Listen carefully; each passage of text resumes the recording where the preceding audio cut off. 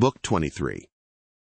Euryclea now went upstairs laughing to tell her mistress that her dear husband had come home. Her aged knees became young again, and her feet were nimble for joy as she went up to her mistress and bent over her head to speak to her. "Wake up, Penelope, my dear child," she exclaimed, "and see with your own eyes something that you have been wanting this long time past.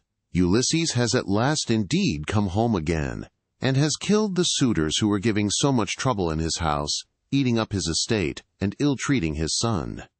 "My good nurse," answered Penelope, "you must be mad. The gods sometimes send some very sensible people out of their minds, and make foolish people become sensible. This is what they must have been doing to you, for you always used to be a reasonable person. Why should you thus mock me when I have trouble enough already, talking such nonsense, and waking me up out of a sweet sleep that had taken possession of my eyes and closed them? I have never slept so soundly from the day my poor husband went to that city with the ill-omened name. Go back again into the women's room. If it had been anyone else who had woke me up to bring me such absurd news, I should have sent her away with a severe scolding. As it is, your age shall protect you." "My dear child," answered Euryclea, "I am not mocking you. It is quite true as I tell you that Ulysses has come home again. He was the stranger whom they all kept on treating so badly in the cloister. Telemachus knew all the time that he was come back, but kept his father's secret that he might have his revenge on all these wicked people." Then Penelope sprang up from her couch, threw her arms round Euryclea, and wept for joy. "But, my dear nurse," said she, "explain this to me. If he has really come home as you say, how did he manage to overcome the wicked suitors single-handed, seeing what a number of them there always were?" "I was not there," answered Euryclea, "and do not know. I only heard them groaning while they were being killed. We sat crouching and huddled up in a corner of the women's room with the doors closed, till your son came to fetch me because his father sent him. Then I found Ulysses standing over the corpses that were lying on the ground all round him, one on top of the other. You would have enjoyed it if you could have seen him standing there all bespattered with blood and filth, and looking just like a lion. But the corpses are now all piled up in the gatehouse that is in the outer court, and Ulysses has lit a great fire to purify the house with sulfur.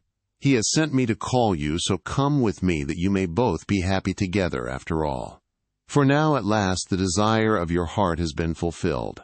Your husband is come home to find both wife and son alive and well, and to take his revenge in his own house on the suitors who behaved so badly to him." "My dear nurse," said Penelope, "do not exult too confidently over all this. You know how delighted everyone would be to see Ulysses come home, more particularly myself, and the son who has been born to both of us. But what you tell me cannot be really true. It is some god who is angry with the suitors for their great wickedness, and has made an end of them, for they respected no man in the whole world, neither rich nor poor, who came near them, and they have come to a bad end, in consequence of their iniquity. Ulysses is dead far away from the Achaean land. He will never return home again." Then Nurse Euryclea said, "My child, what are you talking about? But you are all hard of belief, and have made up your mind that your husband is never coming, although he is in the house and by his own fireside at this very moment. Besides, I can give you another proof. When I was washing him, I perceived the scar which the wild boar gave him, and I wanted to tell you about it. But in his wisdom he would not let me, and clapped his hands over my mouth. So come with me, and I will make this bargain with you. If I am deceiving you, you may have me killed by the most cruel death you can think of." "My dear nurse," said Penelope, "however wise you may be, you can hardly fathom the counsels of the gods. Nevertheless, we will go in search of my son, that I may see the corpses of the suitors and the man who has killed them." On this she came down from her upper room, and while doing so she considered whether she should keep at a distance from her husband and question him, or whether she should at once go up to him and embrace him. When, however, she had crossed the stone floor of the cloister, she sat down opposite Ulysses by the fire against the wall at right angles to that by which she had entered, while Ulysses sat near one of the bearing posts looking upon the ground, and waiting to see what his wife would say to him when she saw him. For a long time she sat silent, and as one lost in amazement. At one moment she looked him full in the face, but then again directly. She was misled by his shabby clothes, and failed to recognize him, till Telemachus began to reproach her and said, "Mother, but you are so hard that I cannot call you by such a name. Why do you keep away from my father in this way? Why do you not sit by his side and begin talking to him and asking him questions?" No other woman could bear to keep away from her husband when he had come back to her after 20 years of absence, and after having gone through so much. But your heart always was as hard as a stone. Penelope answered, "My son, I am so lost in astonishment that I can find no words in which either to ask questions or to answer them. I cannot even look him straight in the face. Still, if he really is Ulysses come back to his own home again, we shall get to understand one another better by and by, for there are tokens with which we too are alone acquainted, and which are hidden from all others." Ulysses smiled at this and said to Telemachus, "Let your mother put me to any proof she likes. She will make up her mind about it presently. She rejects me for the moment, and believes me to be somebody else, because I am covered with dirt and have such bad clothes on. Let us, however, consider what we had better do next. When one man has killed another, even though he was not one who would leave many friends to take up his quarrel, the man who has killed him must still say goodbye to his friends and fly the country, whereas we have been killing the stay of a whole town, and all the picked youth of Ithaca. I would have you consider this matter." "Look to it yourself, father," answered Telemachus, "for they say you are the wisest counselor in the world, and that there is no other mortal man who can compare with you. We will follow you with right good will, nor shall you find us fail you in so far as our strength holds out." "I will say what I think will be best," answered Ulysses. "First, wash and put your shirts on. Tell the maids also to go to their own room and dress. Phemius shall then strike up a dance tune on his lyre, so that if people outside hear, or any of the neighbors or someone going along the street happens to notice it, they may think there is a wedding in the house, and no rumors about the death of the suitors will get about in the town. Before we can escape to the woods upon my own land, once there, we will settle which of the courses heaven vouchsafes us shall seem wisest." Thus did he speak, and they did, even as he had said. First they washed and put their shirts on, while the women got ready. Then Phemius took his lyre, and set them all, longing for sweet song and stately dance. The house re-echoed with the sound of men and women dancing, and the people outside said, "I suppose the queen has been getting married at last. She ought to be ashamed of herself for not continuing to protect her husband's property until he comes home." This was what they said, but they did not know what it was that had been happening. The upper servant Eurynome washed and anointed Ulysses in his own house, and gave him a shirt and cloak, while Minerva made him look taller and stronger than before. She also made the hair grow thick on the top of his head, and flow down in curls like hyacinth blossoms. She glorified him about the head and shoulders just as a skillful workman who has studied art of all kinds under Vulcan or Minerva, and his work is full of beauties, enriches a piece of silver plate by gilding it. He came from the bath looking like one of the immortals, and sat down opposite his wife on the seat he had left. "My dear," said he, "heaven has endowed you with a heart more unyielding than woman ever yet had. No other woman could bear to keep away from her husband when he had come back to her after 20 years of absence, and after having gone through so much. But come, nurse, get a bed ready for me. I will sleep alone, for this woman has a heart as hard as iron." "My dear," answered Penelope, "I have no wish to set myself up, nor to depreciate you, but I am not struck by your appearance, for I very well remember what kind of a man you were when you set sail from Ithaca. Nevertheless, Euryclea, take his bed outside the bedchamber that he himself built. Bring the bed outside this room, and put bedding upon it with fleeces, good coverlets, and blankets." She said this to try him, but Ulysses was very angry and said, "Wife, I am much displeased at what you have just been saying. Who has been taking my bed from the place in which I left it? He must have found it a hard task, no matter how skilled a workman he was, unless some god came and helped him to shift it. There is no man living, however strong and in his prime, who could move it from its place, for it is a marvelous curiosity which I made with my very own hands." There was a young olive growing within the precincts of the house, in full vigor, and about as thick as a bearing post. I built my room round this with strong walls of stone and a roof to cover them, and I made the doors strong and well-fitting. Then I cut off the top boughs of the olive tree and left the stump standing. This I dressed roughly from the root upwards, and then worked with carpenter's tools well and skillfully, straightening my work by drawing a line on the wood and making it into a bed prop. I then bored a hole down the middle and made it the center post of my bed, at which I worked till I had finished it, inlaying it with gold and silver. After this I stretched a hide of crimson leather from one side of it to the other. So you see, I know all about it, and I desire to learn whether it is still there, or whether anyone has been removing it by cutting down the olive tree at its roots." When she heard the sure proofs Ulysses now gave her, she fairly broke down. She flew weeping to his side, flung her arms about his neck, and kissed him. "Do not be angry with me, Ulysses," she cried, "you, who are the wisest of mankind. We have suffered, both of us. Heaven has denied us the happiness of spending our youth and of growing old together. Do not then be aggrieved, or take it amiss that I did not embrace you thus as soon as I saw you. I have been shuddering all the time through fear that someone might come here and deceive me with a lying story, for there are many very wicked people going about. Jove's daughter Helen would never have yielded herself to a man from a foreign country if she had known that the sons of Achaeans would come after her and bring her back. Heaven put it in her heart to do wrong, and she gave no thought to that sin, which has been the source of all our sorrows. Now, however, that you have convinced me by showing that you know all about our bed, which no human being has ever seen but you and I, and a single maidservant, the daughter of Actor, who was given me by my father on my marriage, and who keeps the doors of our room, hard of belief though I have been, I can mistrust no longer." Then Ulysses in his turn melted, and wept as he clasped his dear and faithful wife to his bosom.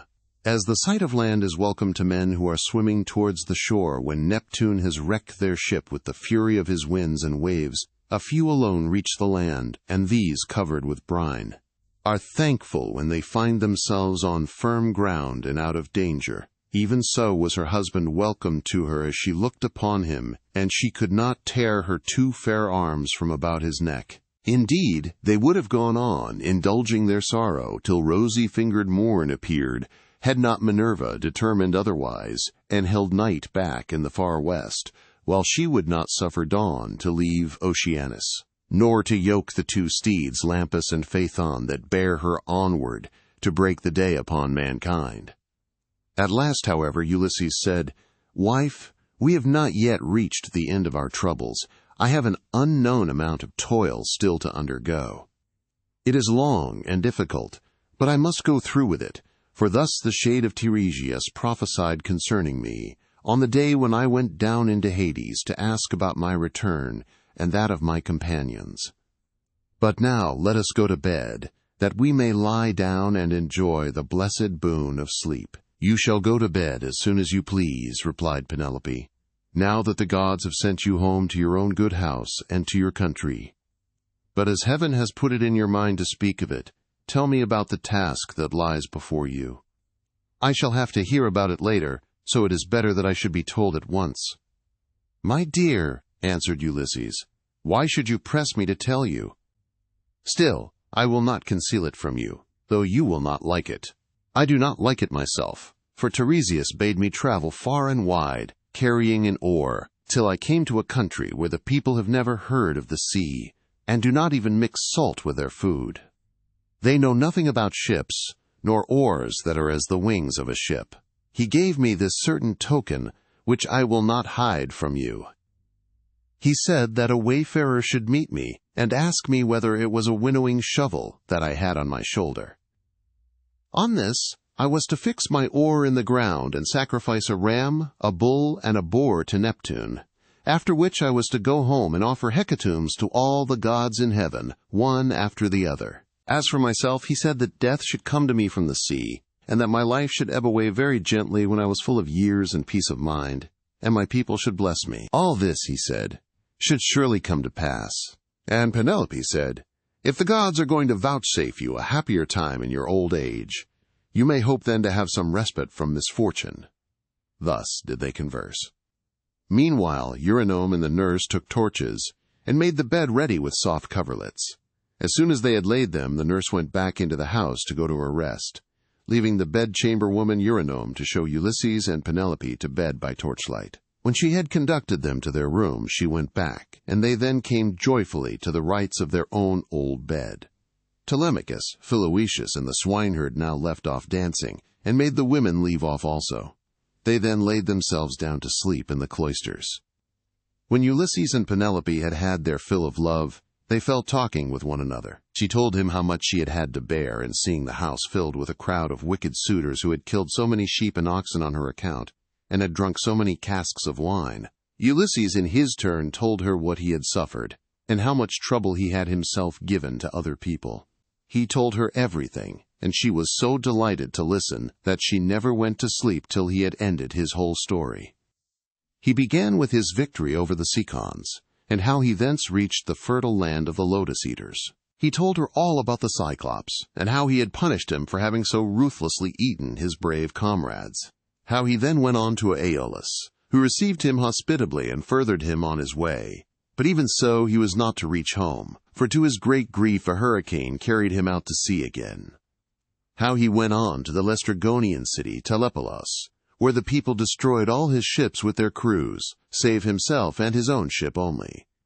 Then he told of cunning Circe and her craft, and how he sailed to the chill house of Hades to consult the ghost of the Theban prophet Tiresias, and how he saw his old comrades in arms, and his mother who bore him and brought him up when he was a child.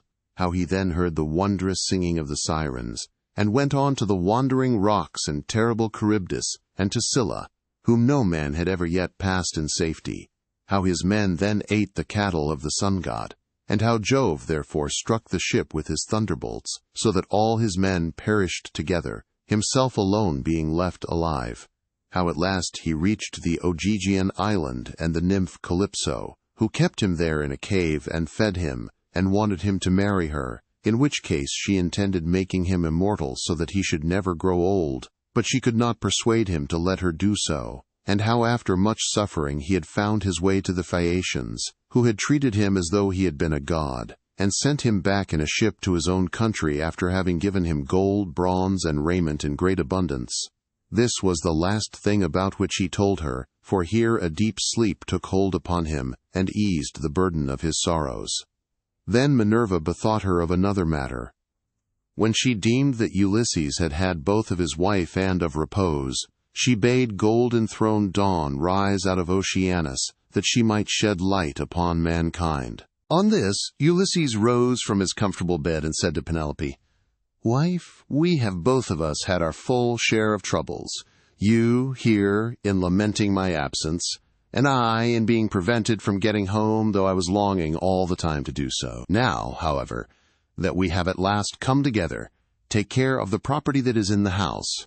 As for the sheep and goats which the wicked suitors have eaten, I will take many myself by force from other people, and will compel the Achaeans to make good the rest till they shall have filled all my yards. I am now going to the wooded lands out in the country, to see my father, who has so long been grieved on my account. And to yourself I will give these instructions, though you have little need of them. At sunrise it will at once get abroad that I have been killing the suitors. Go upstairs, therefore, and stay there with your women. See nobody and ask no questions." As he spoke, he girded on his armor. Then he roused Telemachus, Philoetius, and Eumaeus, and told them all to put on their armor also. This they did, and armed themselves. When they had done so, they opened the gates and sallied forth, Ulysses leading the way. It was now daylight, but Minerva nevertheless concealed them in darkness, and led them quickly out of the town. Book 24. Then Mercury of Selene summoned the ghosts of the suitors, and in his hand he held the fair golden wand with which he seals men's eyes in sleep, or wakes them just as he pleases. With this he roused the ghosts and led them, while they followed whining and gibbering behind him, as bats fly squealing in the hollow of some great cave, when one of them has fallen out of the cluster in which they hang. Even so did the ghosts whine and squeal as Mercury, the healer of sorrow, led them down into the dark abode of death. When they had passed the waters of Oceanus and the rock Lucus, they came to the gates of the sun and the land of dreams, whereon they reached the meadow of Asphodel, where dwell the souls and shadows of them that can labor no more. Here they found the ghost of Achilles, son of Peleus, with those of Patroclus, Antilochus, and Ajax, who was the finest and handsomest man of all the Danaans after the son of Peleus himself. They gathered round the ghost of the son of Peleus, and the ghost of Agamemnon joined them, sorrowing bitterly. Round him were gathered also the ghosts of those who had perished with him in the house of Aesthus. And the ghost of Achilles spoke first. "Son of Atreus," it said, "we used to say that Jove had loved you better from first to last than any other hero, for you were captain over many and brave men, when we were all fighting together before Troy. Yet the hand of death, which no mortal can escape, was laid upon you all too early. Better for you had you fallen at Troy in the heyday of your renown, for the Achaeans would have built a mound over your ashes, and your son would have been heir to your good name, whereas it has now been your lot to come to a most miserable end." "Happy son of Peleus," answered the ghost of Agamemnon, "for having died at Troy, far from Argos, while the bravest of the Trojans and the Achaeans fell round you fighting for your body. There you lay in the whirling clouds of dust, all huge and hugely heedless now of your chivalry. We fought the whole of the livelong day, nor should we ever have left off if Jove had not sent a hurricane to stay us. Then, when we had borne you to the ships out of the fray, we laid you on your bed, and cleansed your fair skin with warm water and with ointments. The Danaans tore their hair and wept bitterly round about you. Your mother, when she heard, came with her immortal nymphs from out of the sea, and the sound of a great wailing went forth over the waters, so that the Achaeans quaked for fear. They would have fled panic-stricken to their ships, had not wise old Nestor, whose counsel was ever truest, checked them, saying, 'Hold, Argives, fly not, sons of the Achaeans. This is his mother coming from the sea with her immortal nymphs to view the body of her son.' Thus he spoke, and the Achaeans feared no more. The daughters of the old man of the sea stood round you, weeping bitterly, and clothed you in immortal raiment. The 9 muses also came and lifted up their sweet voices in lament, calling and answering one another. There was not an Argive but wept for pity of the dirge they chaunted. Days and nights, 7 and 10, we mourned you, mortals and immortals, but on the 18th day we gave you to the flames. And many a fat sheep, with many an ox, did we slay in sacrifice around you. You were burnt in raiment of the gods, with rich resins and with honey, while heroes, horse and foot, clashed their armor round the pile as you were burning, with the tramp as of a great multitude. But when the flames of heaven had done their work, we gathered your white bones at daybreak and laid them in ointments and in pure wine. Your mother brought us a golden vase to hold them, gift of Bacchus, and work of Vulcan himself. In this we mingled your bleached bones with those of Patroclus, who had gone before you, and separate we enclosed also those of Antilochus, who had been closer to you than any other of your comrades now that Patroclus was no more. Over these the host of the Argives built a noble tomb, on a point jutting out over the open Hellespont, that it might be seen from far out upon the sea by those now living, and by them that shall be born hereafter. Your mother begged prizes from the gods, and offered them to be contended for by the noblest of the Achaeans. You must have been present at the funeral of many a hero, when the young men gird themselves and make ready to contend for prizes on the death of some great chieftain. But you never saw such prizes as silver-footed Thetis offered in your honor, for the gods loved you well. Thus, even in death, your fame, Achilles, has not been lost, and your name lives evermore among all mankind. But as for me, what solace had I when the days of my fighting were done? For Jove willed my destruction on my return, by the hands of Aegisthus, and those of my wicked wife. Thus did they converse, and presently Mercury came up to them with the ghosts of the suitors who had been killed by Ulysses.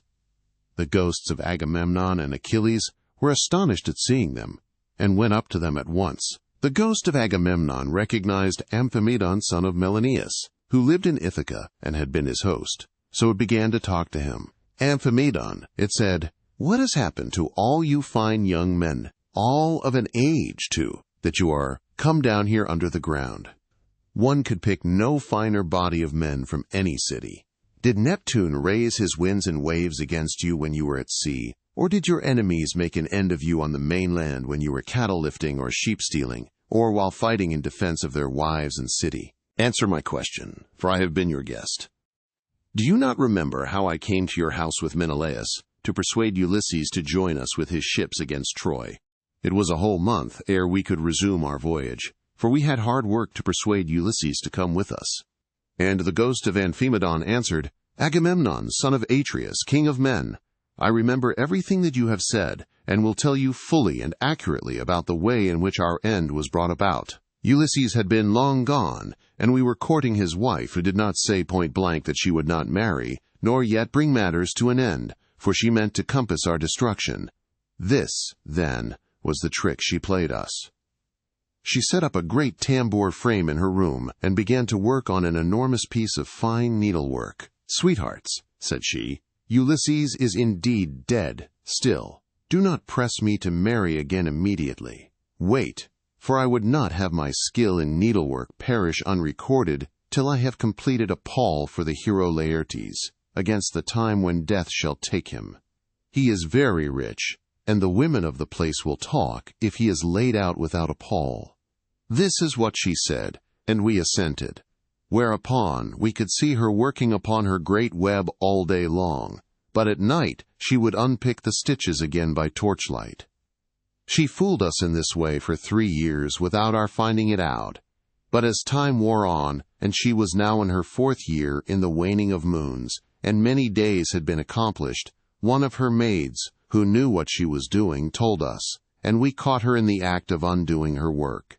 So she had to finish it, whether she would or no, and when she showed us the robe she had made, after she had had it washed, its splendor was as that of the sun or moon. Then some malicious god conveyed Ulysses to the upland farm where his swineherd lives. Thither presently came also his son, returning from a voyage to Pylos. And the two came to the town when they had hatched their plot for our destruction.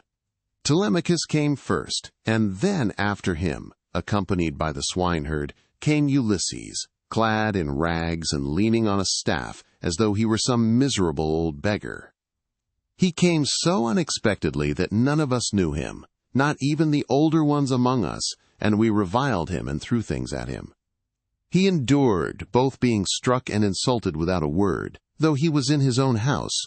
But when the will of aegis-bearing Jove inspired him, he and Telemachus took the armor and hid it in an inner chamber, bolting the doors behind them. Then he cunningly made his wife offer his bow and a quantity of iron to be contended for by us ill-fated suitors, and this was the beginning of our end, for not one of us could string the bow, nor nearly do so.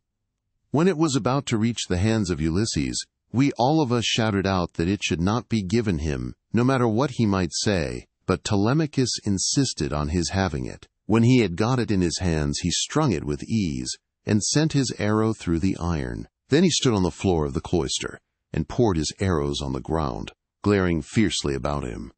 First he killed Antinous, and then, aiming straight before him, he let fly his deadly darts, and they fell thick on one another. It was plain that some one of the gods was helping them, for they fell upon us with might and main throughout the cloisters, and there was a hideous sound of groaning as our brains were being battered in, and the ground seethed with our blood. This Agamemnon is how we came by our end, and our bodies are lying still uncared for in the house of Ulysses, for our friends at home do not yet know what has happened, so that they cannot lay us out and wash the black blood from our wounds, making moan over us according to the offices due to the departed. Happy Ulysses, son of Laertes, replied the ghost of Agamemnon, you are indeed blessed in the possession of a wife endowed with such rare excellence of understanding, and so faithful to her wedded lord as Penelope, the daughter of Icarius.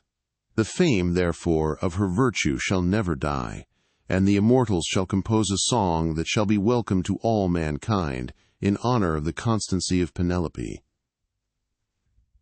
How far otherwise was the wickedness of the daughter of Tyndareus who killed her lawful husband? Her song shall be hateful among men, for she has brought disgrace on all womankind, even on the good ones. Thus did they converse in the house of Hades, deep down within the bowels of the earth. Meanwhile, Ulysses and the others passed out of the town, and soon reached the fair and well-tilled farm of Laertes, which he had reclaimed with infinite labor. Here was his house, with a lean-to running all round it, where the slaves who worked for him slept and sat and ate, while inside the house there was an old Sicel woman, who looked after him in this his country farm.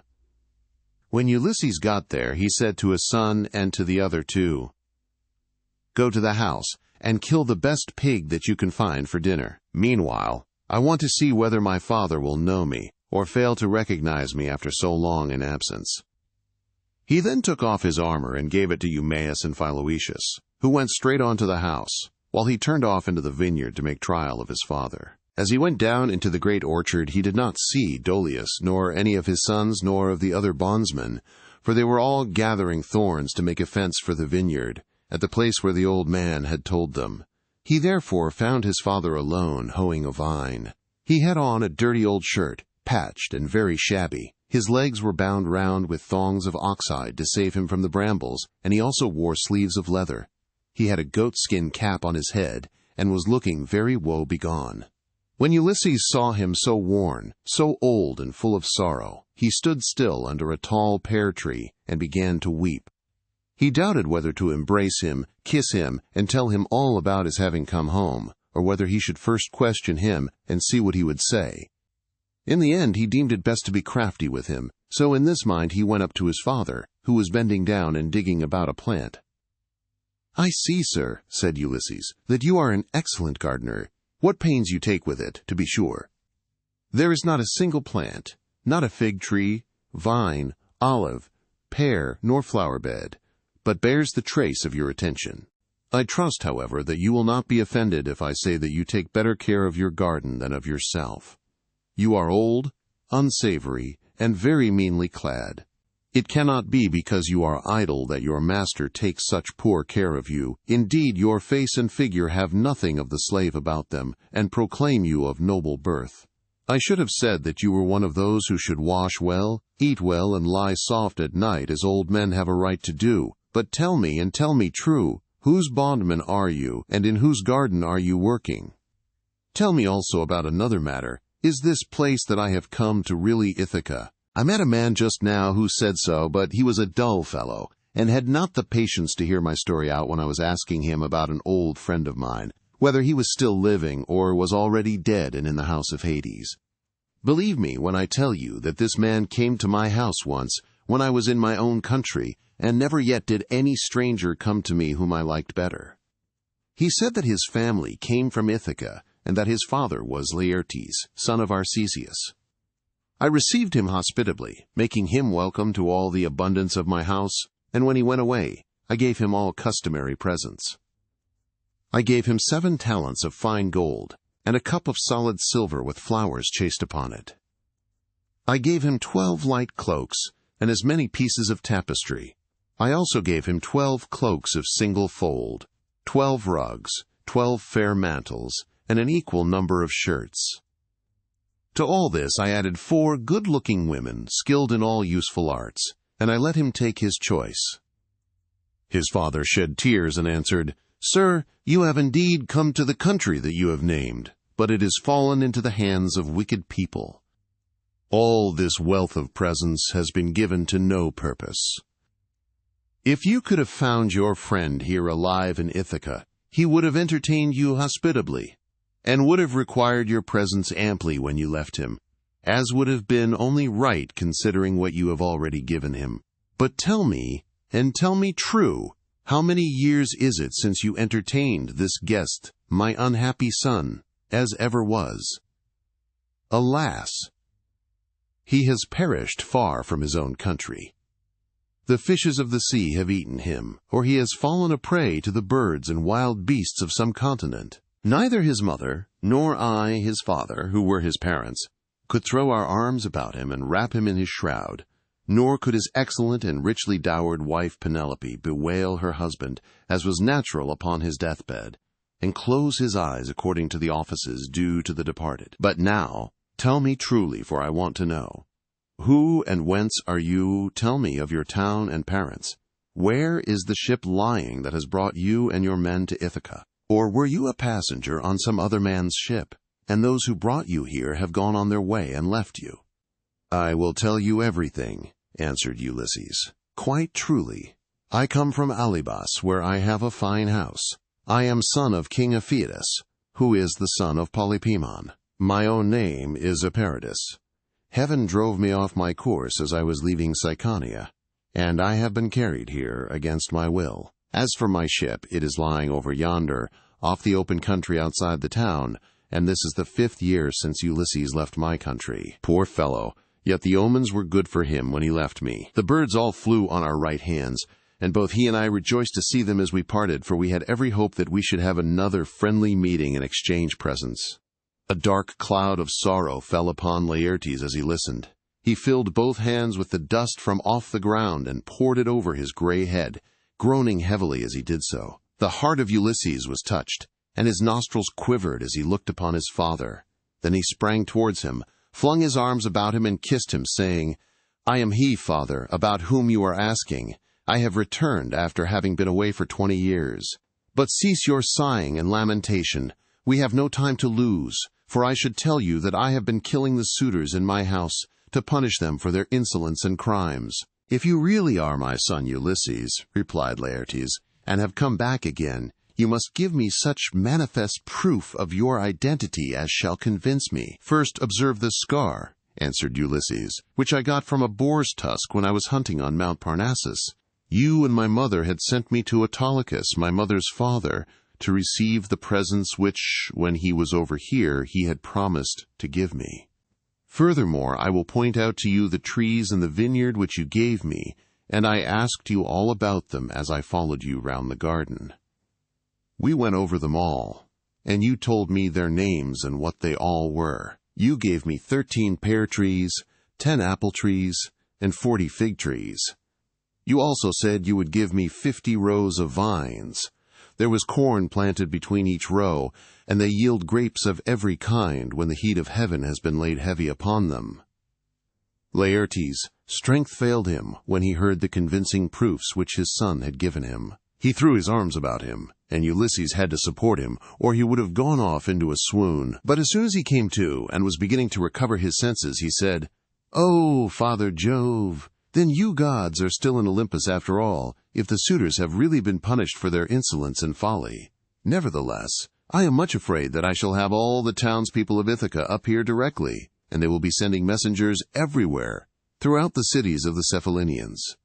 Ulysses answered, "Take heart, and do not trouble yourself about that, but let us go into the house hard by your garden. I have already told Telemachus, Philœtius, and Eumaeus to go on there and get dinner ready as soon as possible." Thus conversing, the two made their way towards the house. When they got there, they found Telemachus with the stockman and the swineherd cutting up meat and mixing wine with water. Then the old sickle woman took Laertes inside and washed him and anointed him with oil. She put him on a good cloak, and Minerva came up to him and gave him a more imposing presence, making him taller and stouter than before. When he came back, his son was surprised to see him looking so like an immortal, and said to him, "My dear father, some one of the gods has been making you much taller and better looking." Laertes answered, "Would, by Father Jove, Minerva, and Apollo, that I were the man I was when I ruled among the Cephallenians, and took Nericum, that strong fortress on the foreland. If I were still what I then was, and had been in our house yesterday with my armor on, I should have been able to stand by you and help you against the suitors. I should have killed a great many of them, and you would have rejoiced to see it." Thus did they converse, but the others, when they had finished their work and the feast was ready, left off working, and took each his proper place on the benches and seats. Then they began eating. By and by, old Dolius and his sons left their work and came up, for their mother, the sickle woman who looked after Laertes now that he was growing old, had been to fetch them. When they saw Ulysses and were certain it was he, they stood there lost in astonishment. But Ulysses scolded them good-naturedly and said, "Sit down to your dinner, old man, and never mind about your surprise. We have been wanting to begin for some time, and have been waiting for you." Then Dolius put out both his hands, and went up to Ulysses. "Sir," said he, seizing his master's hand and kissing it at the wrist, We have long been wishing you home, and now heaven has restored you to us after we had given up hoping. All hail, therefore, and may the gods prosper you. But tell me, does Penelope already know of your return, or shall we send someone to tell her?" "Old man," answered Ulysses, "she knows already, so you need not trouble about that." On this he took his seat, and the sons of Dolius gathered round Ulysses to give him greeting and embrace him one after the other. Then they took their seats in due order near Dolius their father. While they were thus busy getting their dinner ready, rumor went round the town, and noised abroad the terrible fate that had befallen the suitors. As soon, therefore, as the people heard of it, they gathered from every quarter, groaning and hooting before the house of Ulysses. They took the dead away, buried every man his own, and put the bodies of those who came from elsewhere on board the fishing vessels, for the fishermen to take each of them to his own place. They then met angrily in the place of assembly, and when they were got together, Eupeithes rose to speak. He was overwhelmed with grief for the death of his son Antinous, who had been the first man killed by Ulysses. So he said, weeping bitterly, "My friend, this man has done the Achaeans great wrong. He took many of our best men away with him in his fleet, and he has lost both ships and men. Now, moreover, on his return he has been killing all the foremost men among the Cephallenians. Let us be up and doing before he can get away to Pylos or to Elis where the Epeans rule, or we shall be ashamed of ourselves forever afterwards. It will be an everlasting disgrace to us if we do not avenge the murder of our sons and brothers. For my own part, one should have no mote pleasure in life, but had rather die at once. Let us be up, then, and after them, before they can cross over to the mainland." He wept as he spoke, and everyone pitied him. But Medon and the bard Phemius had now woke up, and came to them from the house of Ulysses. Everyone was astonished at seeing them, but they stood in the middle of the assembly, and Medon said, "Hear me, men of Ithaca. Ulysses did not do these things against the will of heaven. I myself saw an immortal god take the form of Mentor and stand beside him. This god appeared, now in front of him encouraging him, and now going furiously about the court, and attacking the suitors, whereon they fell thick on one another. On this pale fear laid hold of them, and old Halitherses, son of Mastor, rose to speak, for he was the only man among them who knew both past and future. So he spoke to them plainly, and in all honesty, saying, "Men of Ithaca, it is all your own fault that things have turned out as they have. You would not listen to me, nor yet to Mentor, when we bade you check the folly of your sons, who were doing much wrong in the wantonness of their hearts, wasting the substance and dishonoring the wife of a chieftain, who they thought would not return. Now, however, let it be as I say, and do as I tell you. Do not go out against Ulysses, or you may find that you have been drawing down evil on your own heads." This was what he said, and more than half raised a loud shout, and at once left the assembly. But the rest stayed where they were, for the speech of Halitherses displeased them, and they sided with Eupeithes. They therefore hurried off for their armor, and when they had armed themselves, they met together in front of the city, and Eupeithes led them on in their folly. He thought he was going to avenge the murder of his son, whereas in truth he was never to return, but was himself to perish in his attempt. Then Minerva said to Jove, "Father, son of Saturn, king of kings, answer me this question. What do you propose to do? Will you set them fighting still further, or will you make peace between them?" And Jove answered, "My child, why should you ask me? Was it not by your own arrangement that Ulysses came home and took his revenge upon the suitors? Do whatever you like, but I will tell you what I think will be most reasonable arrangement. Now that Ulysses is revenged, let them swear to a solemn covenant, in virtue of which he shall continue to rule, while we cause the others to forgive and forget the massacre of their sons and brothers. Let them then all become friends as heretofore, and let peace and plenty reign." This was what Minerva was already eager to bring about, so down she darted from off the topmost summits of Olympus. Now when Laertes and the others had done dinner, Ulysses began by saying, "Some of you go out and see if they are not getting close up to us." So one of Dolius's sons went as he was bid. Standing on the threshold, he could see them all quite near, and said to Ulysses, "Here they are. Let us put on our armor at once." They put on their armor as fast as they could, that is to say, Ulysses, his 3 men, and the 6 sons of Dolius. Laertes also, and Dolius did the same warriors by necessity, in spite of their gray hair. When they had all put on their armor, they opened the gate and sallied forth, Ulysses leading the way. Then Jove's daughter, Minerva, came up to them, having assumed the form and voice of Mentor. Ulysses was glad when he saw her, and said to his son Telemachus, "Telemachus, now that are about to fight in an engagement, which will show every man's mettle, be sure not to disgrace your ancestors, who were eminent for their strength and courage all the world over." "You say truly, my dear father," answered Telemachus, "and you shall see, if you will, that I am in no mind to disgrace your family." Laertes was delighted when he heard this. "Good heavens," he exclaimed, "what a day I am enjoying! I do indeed rejoice at it. My son and grandson are vying with one another in the matter of valor." On this Minerva came close up to him and said, "Son of Arceisius, best friend I have in the world, pray to the blue-eyed damsel, and to Jove her father, then poise your spear and hurl it."